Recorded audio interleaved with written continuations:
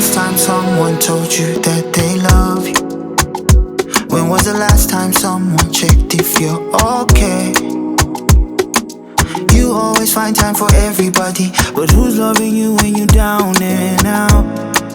I just wonder, shit. What's without you day? Wango wanangu weguti uchi. How long will it take from where you work to your place? Kana chingwachka kumbak on my phone. Undi uze please. Undi uze please.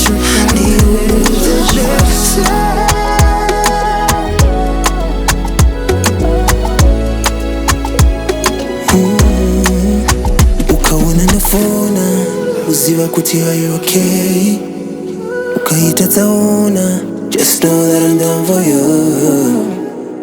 Ndikatisundila ndikureva kuti uye ugare pedyo neni. Zvikakuremera one time kandifonera kujekera ati ndikatisundila